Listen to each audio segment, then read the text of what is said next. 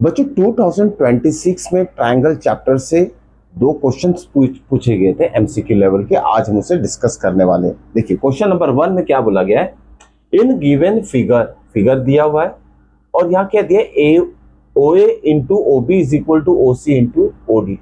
Product of sides दिए, इस triangle में ओ ए और इस ट्रायंगल में ओ बी का प्रोडक्ट यहाँ दिया है और बोला कि equal to the product of O C and O D है। अब क्वेश्चन में क्या बोला गया, which of the following option is true. चार ऑप्शन यहाँ दिए, चारों में से कौन सा ऑप्शन ट्रू है ये हमें पता करना है। देखिए अब यह हमें पता चल रहा है कि दोनों ट्रायंगल, ओके, इस दोनों ट्रायंगल में ये एक वर्टिकली अपोजिट एंगल है और आपको पता है वर्टिकली अपोजिट कभी भी इक्वल रहता है। तो हमें अगर इस दोनों ट्रायंगल को सिमिलर प्रूफ करना है तभी इसमें से कोई ना कोई आंसर हमें परफेक्ट क्या है ये पता चलेगा। ठीक है, तो एक तो कंडीशन हमें मिल गई कि वर्टिकली अपोजिट एंगल्स इक्वल है। अब बाकी की दो कंडीशन इस गिवन में से हम पता करेंगे। देखिए क्या दिया है, O A into O B is equal to O C into O D, ये गिवन है। हम कुछ टर्म्स को रीअरेंज करेंगे, या ध्यान में रखिएगा कुछ टर्म्स को मतलब साइड्स को।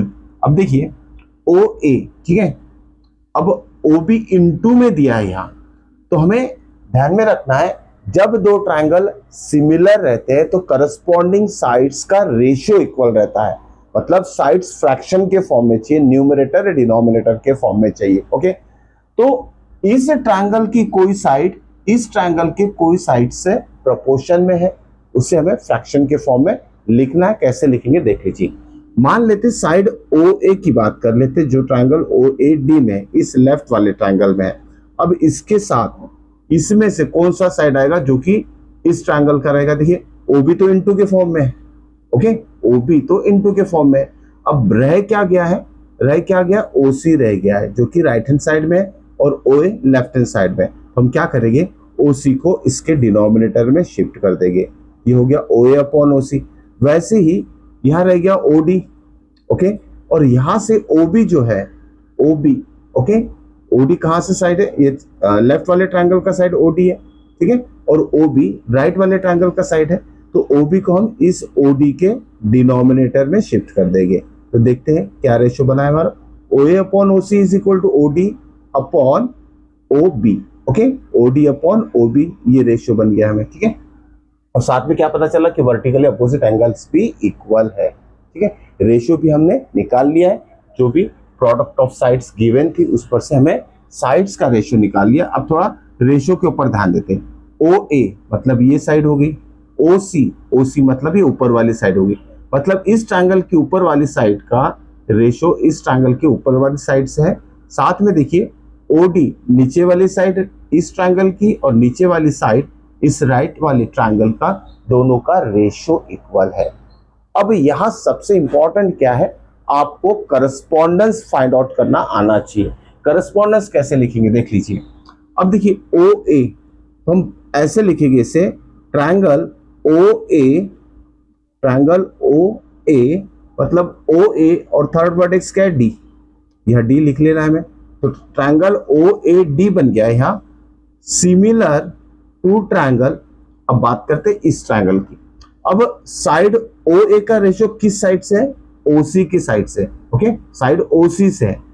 ट्रायंगल इस लेफ्ट वाले ट्रायंगल में साइड ओ ए जो है ऊपर वाली, इसका रेशियो साइड ओ सी से जो कि सेकंड ट्रायंगल की है।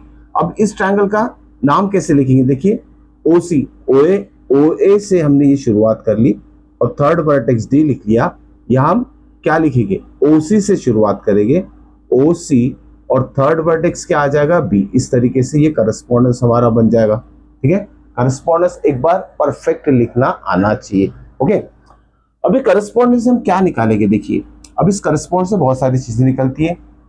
थ्री करस्पॉन्डिंग एंगल्स जो कि इक्वल है वो हम इससे पता कर सकते हैं, या तो ratio of three sides, okay, corresponding sides का रेशियो भी हम इक्वल हम पता कर सकते हैं। ऑलरेडी दो साइड का रेशियो हमने पता कर लिया, तीसरी साइड भी निकाल सकते हैं। अब बारी है आंसर की। यहां देखिए first angle O is equal to O, इस ट्रायंगल का एंगल O ये हो गया और इस ट्रायंगल का एंगल O ये हो गया। ठीक है, दोनों इक्वल है।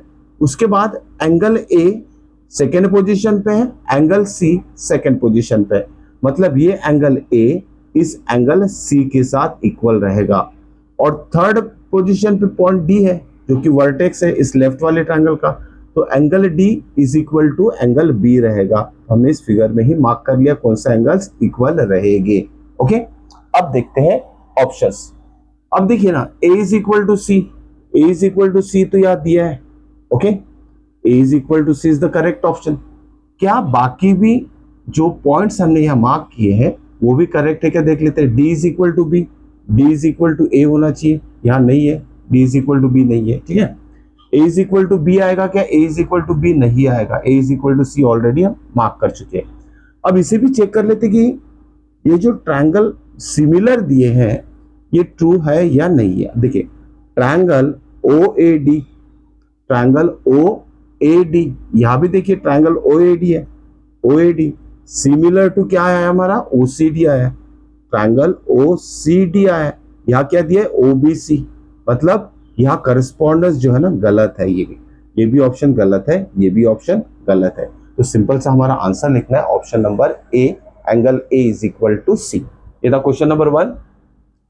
अब सेकंड क्वेश्चन भी सेम कॉन्सेप्ट पर बेस है। इसमें क्या बोला गया है, it is given that triangle ABC similar to Q R P. सीधा सीधा दिया है, दो ट्रायंगल सिमिलर है और क्या बोला गया, such that AB is 9 centimetre, BC is 5 centimetre, PR is 2 centimetre, find the side QR।